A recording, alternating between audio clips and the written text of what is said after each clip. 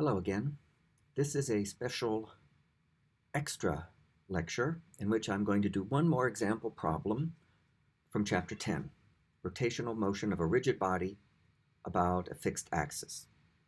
And it's going to give us a chance to apply ideas we've already talked about and about which we really should continue to practice. So I'm going to do an example problem based on one of the Wiley Plus problems out of the book about a falling chimney. It's Chapter 10, problem number 65 in the textbook. There's not a lot of words to it. We have a tall cylindrical chimney that's going to fall over when its base is ruptured. We're going to treat the chimney as a thin rod of length L. In other words, its length is going to be much greater than its diameter. So we just think of it as a thin rod. And this kind of thing happens, namely when people are demolishing old chimneys. They tend to plant explosives at the base. If they plant them in the right way, they can get the chimney then to topple over whichever way they wish it to go. As you can imagine, sometimes, if the placing of the explosives isn't quite correct, the chimney falls the way you didn't want. And let me show you that in a YouTube video real quick. So there we have a very tall chimney that is supposed to be demolished, and they're just going to rupture the base and make it rotate. And so we're going to treat it as a rigid body rotating about a fixed axis. The problem in this video is, as we watch it, it's going to rotate clockwise, but it was supposed to rotate counterclockwise.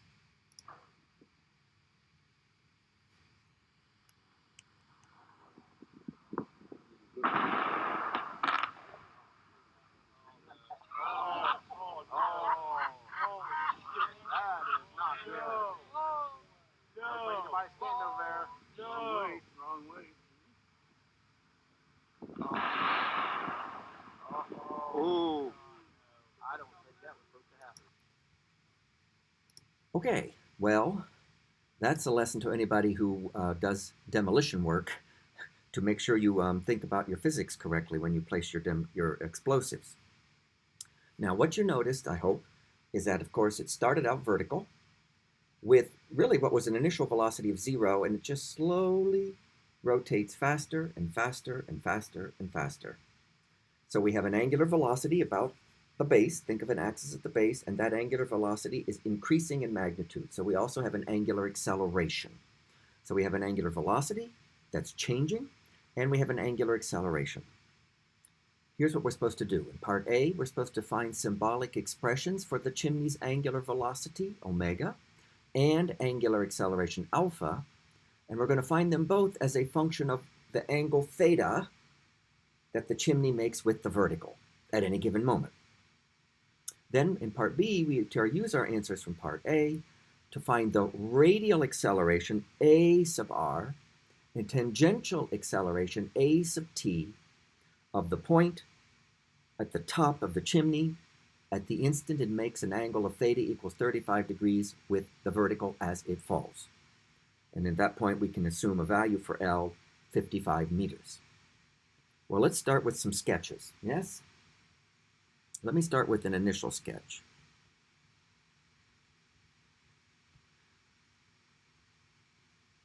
There's the ground, and I'm just going to draw the chimney as a thin rod. And I'm going to treat and put an axis of rotation, A, down there at the base. And I'm going to model it as if I have a rod rotating about an axis right there at the very bottom. The rod, the chimney, has a length L. We'll assume it is a uniform rod, so its center of mass would be at its geometric center. And of course, that initial height of the center of mass above the ground is L over 2. I'm going to take a plus y axis going upward, and I'm going to take y equals 0 on the ground. There's my initial picture.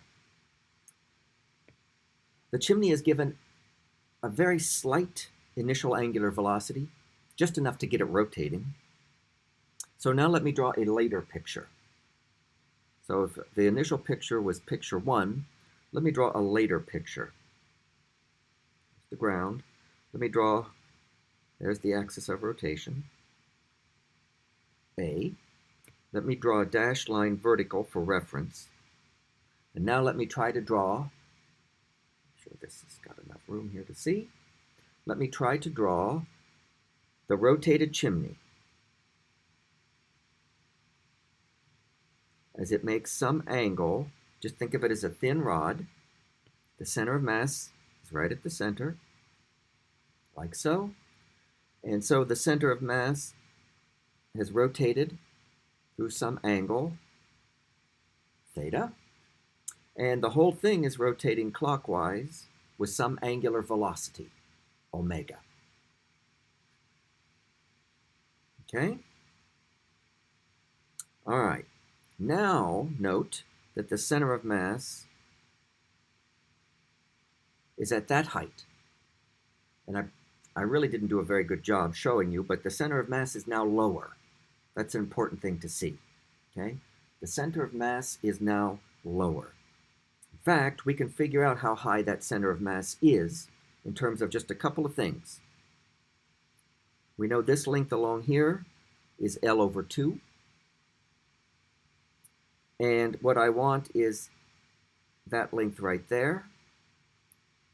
And I know that this angle right here is theta. So the vertical height that I want is L over 2 times cosine theta. That's how high the center of mass is vertically above the ground. Note that that works even when theta is 0, when the chimney is vertical, because the cosine of 0 is 1, and I get L over 2. So that's a nice little formula right there for the vertical height of the center of mass above the ground, whatever the theta is for the chimney. The theta could be anything between 0 and 90 degrees. Okay? So that's how a physicist is going to model this. A uniform, thin rod, pivoted, rotated about an axis at the base, starts out vertical from rest, and rotates clockwise. Okay? All right, let's find in part A the angular acceleration alpha as a function of the angle theta. How might we do that? What's the physics idea we need to use? Well, what new physics idea from chapter 10 enables us to calculate angular acceleration? The answer is Newton's second law for rotational motion. Angular acceleration equals net torque divided by rotational inertia. Well, remember, torque and rotational inertia must be calculated about a specified axis, and it must be the same axis for the two things. Well, our axis is that axis I've labeled A. It's at the base. So this is tau net torque about axis A, and this is the rotational inertia about axis A. Let's go back to our later picture up above and note that there is what forces are acting on the rod or chimney. There is, of course, a gravitational force down, vertically down. And notice where you put it. You put it at the center of mass. Now, there's also a force on the chimney due to that point of contact with the ground, if you like, from our axis. And I don't know anything about that. That's going to be pretty complicated. But good news, I don't need to know anything about that force on the chimney down there at the axis, because that acts at where the axis of rotation is, and it can't produce a torque about that axis.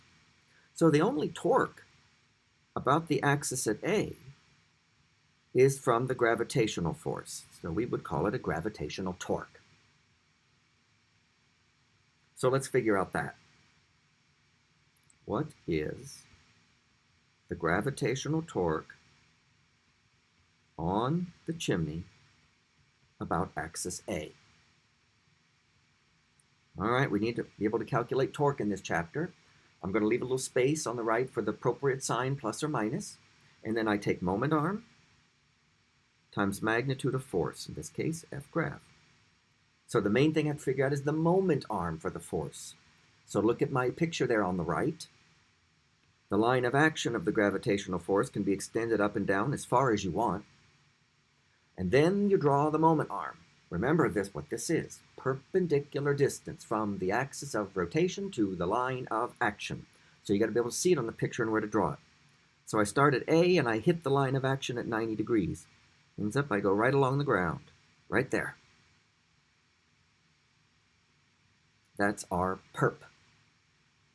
And then we need to be able to write down an expression for that. So look at this right triangle, right here. And note that our perp is L over 2 times sine of theta. And of course, the magnitude of F grav is mg. L over 2 sine theta times mg. Now, what's the sign of the torque? Do you remember the sign convention? Counterclockwise, torques that would cause counterclockwise rotation are positive, and torques that would cause clockwise rotation are negative. This is clearly clockwise. F grav is causing clockwise rotation about A. So that's a negative torque. So, to be technically correct, I must insert a negative sign. So my expression for the tau g is negative mgl sine theta over 2. That's one way you could write it. And we've got our symbolic expression for the gravitational torque. Now, what about the rotational inertia? I about point A.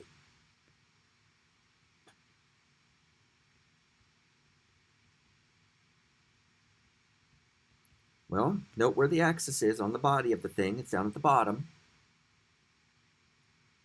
So our rotational axis is coming out of the screen through point A. Guess what we're going to have to use to get the rotational inertia? We're going to have to use the parallel axis theorem. Namely, the rotational inertia about the axis at the bottom of the chimney, point A, is equal to the rotational inertia with an axis through the center of mass, plus the total mass of the chimney times the distance that your book would call h. Let me draw a quick sketch. There's the chimney. There's A. There's the center of mass at the center. H is the distance between the center of mass and point A, which in our case, and that's just L over 2. So let's see what we get for the rotational inertia about the axis A. ICOM for a thin rod is 1/12 m L squared. So I add to that m times h squared. Remember, h is L over 2. So m times L over 2 squared. So the rotational inertia here is mL squared over 12 plus mL squared over 4. You can do that math and simplify that. You need to be able to do that. You get mL squared over 3. So now we've got the two parts that we need to put in to Newton's second law for rotational motion. The gravitational torque is the only torque. It's the net torque. And the rotational inertia about the axis of rotation. So let's see what Newton gives us for the angular acceleration, alpha. Tau gravitational over the rotational inertia. So minus mg L sine theta over 2 times mL squared over 3. Let's simplify that. One factor of L cancels. The M cancels. I'm sorry, that's a capital M in both cases. M cancels. And this simplifies to negative 3g sine theta over 2L. And we have a symbolic expression. It's going to be quite handy, in fact, for the angular acceleration, the rate at which the angular velocity is changing, as a function of the angle theta. So I don't know how it depends on time, but I know how it depends on angle theta. And note, the angular acceleration does depend on time. That is to say, it's not constant. How do I know that? Because the angular acceleration depends on the angle theta, and that's changing, right? The thing is falling. So the angular acceleration is not constant. It does depend on time. I don't know exactly what that is, but I do know how it depends on theta. And that's going to be good enough for what we need. But I emphasize that the angular acceleration is not constant. We can't use the constant angular acceleration equations. Just can't, unfortunately. Note that sine theta, as theta goes from 0 to 90, it increases from 0 to 1. So the magnitude of alpha is getting bigger as it falls.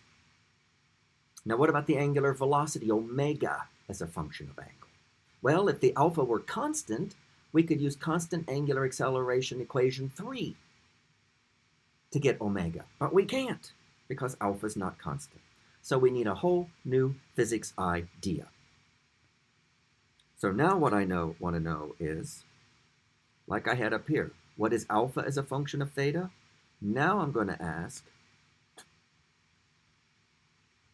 what is omega as a function of theta?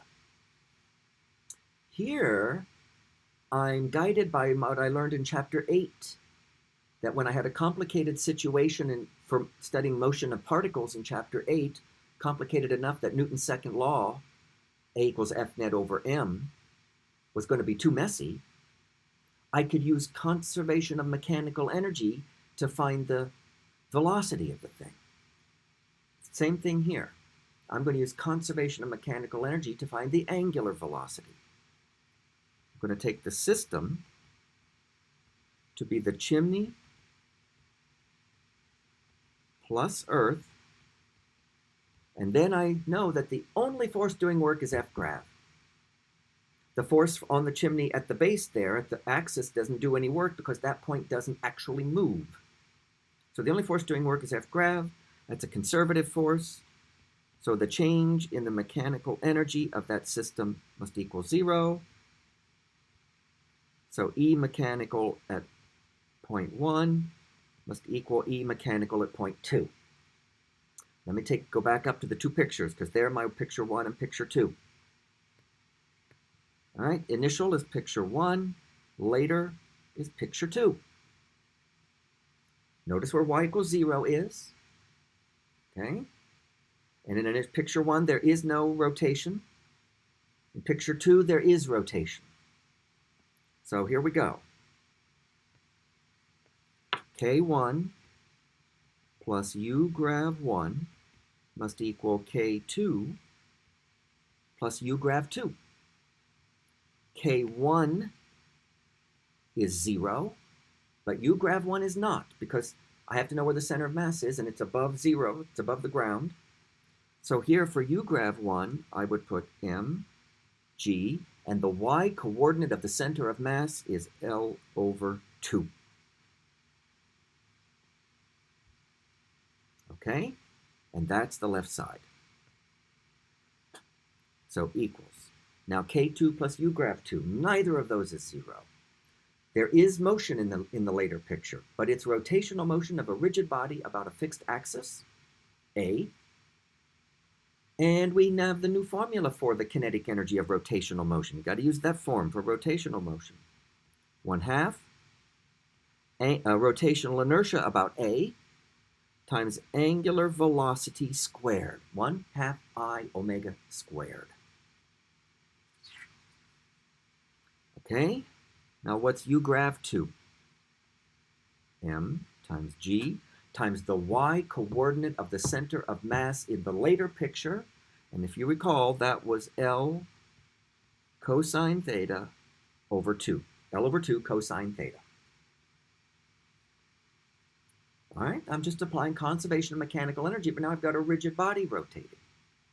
Next step is I'm going to put in the expression I derived for the rotational inertia IA. That was m L squared over 3. So let's put that in for IA. Things are going to simplify quite a bit. In fact, let's start simplifying. There's an m in every term, so let's divide both sides by m. Mass of the chimney doesn't matter. There's at least one factor of L in every term, so let's divide both sides by L. Let's multiply both sides by 2. Well, I didn't mean for that to go away. There we go. So those go away. Let's see what's left at this point. I have G on the left side. I have L omega squared over 3 plus G cosine theta. I'm just going to solve for omega. That's what it wants. It wants the angular velocity. So let's see. That's G times 1 minus cosine theta, parentheses, equals L omega squared over 3. See what I did? Took the G cosine theta to the left side and factored a G. Now I'm going to multiply by 3, divide by L. So 3G times 1 minus cosine theta, all divided by L, equals omega squared. And of course I have to take the square root of both sides. And the mathematician says that means you get a plus or minus. But as a physicist, I have to decide which one. Minus. You see why? Because it's rotating clockwise, and that means angular velocity is negative. So you get omega equals negative square root of 3G times 1 minus cosine theta, all divided by L. And there's the angular velocity as a function of the angle.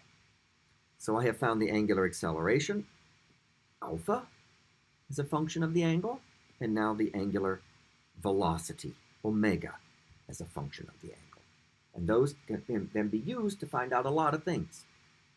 And now let me go back up to B to remind you what we want to find. Using our answers from A, we are to find the radial acceleration. This is a linear acceleration component, AR, and tangential acceleration, AT, of the point at the top of the chimney at the instant the angle theta is 35, and take the length L to be 55 meters. It seemed about right for that chimney in that video. All right, so now let me try to be clear by drawing yet one more picture. There's the ground. There's the axis A. Just let me draw the chimney, the rod, rotated.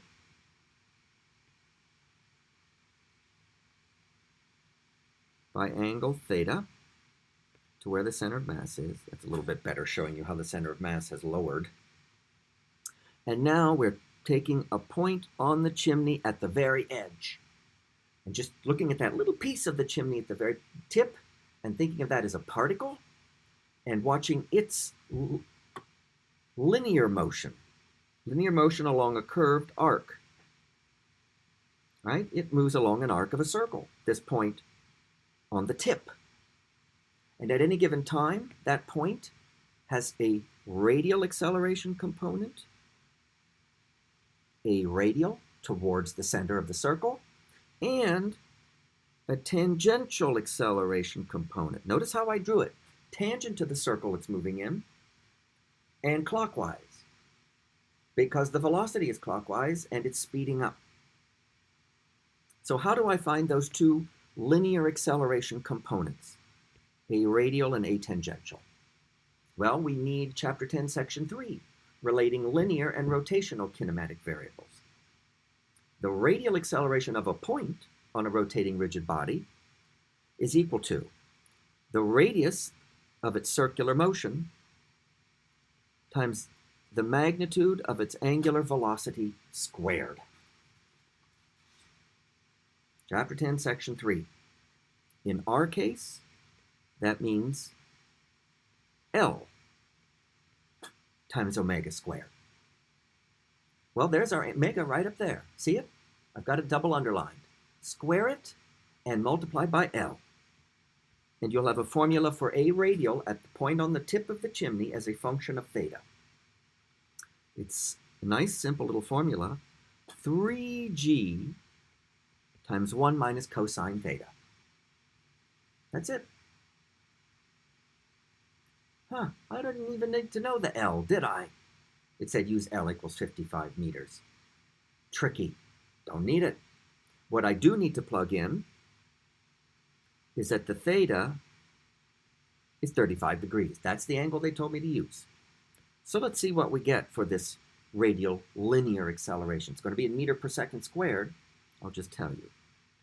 5.32 meters per second squared. Okay? That's the size of that component right there. Now let's find a tangential. Another idea from chapter 10, section 3. The tangential acceleration of a point on a rotating rigid body is given by the radial distance from the axis times the magnitude of the angular acceleration, r magnitude alpha. Remember our alpha answer? There it is, negative 3g sine theta over 2l. So I take the absolute value of that and multiply by r. Remember that the r in this case, since we're talking about a point on the tip of the chimney, is L. So L times magnitude alpha, and then we get the tangential acceleration of the point on the tip, 3g sine theta over 2. Again, I don't actually need to know L. Just plug in for theta 35 degrees and see what you get in meters per second squared.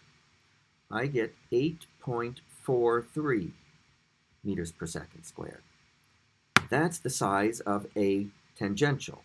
I can see it's quite a bit bigger than a radial, so let me draw it longer. Tangent of the circle, but longer than a radial. And so that's then that component. Note the full acceleration vector, linear acceleration, for a point on the tip would be roughly like that, a arrow, and we can even calculate the magnitude of the full linear acceleration of a point on the tip, a arrow magnitude from Pythagoras. That's the square root of a radial squared plus a tangential squared, because those are the two components. So 5.32 squared plus 8.43 squared, square root 9.97 meters per second squared. I didn't ask for that, but I'm doing that just to show you how large that acceleration is. It's bigger than g. Bigger than g. This is definitely not free fall. Okay?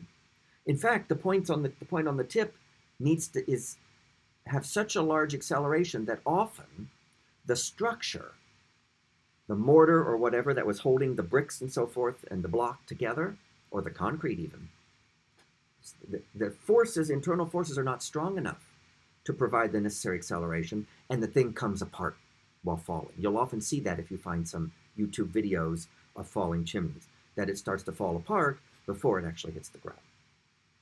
In any event, there is a lot of good physics in the rotating chimney type problem, and you can find all kinds of YouTube videos where things are rotating. Usually they're humorous because they didn't rotate the way they were supposed to.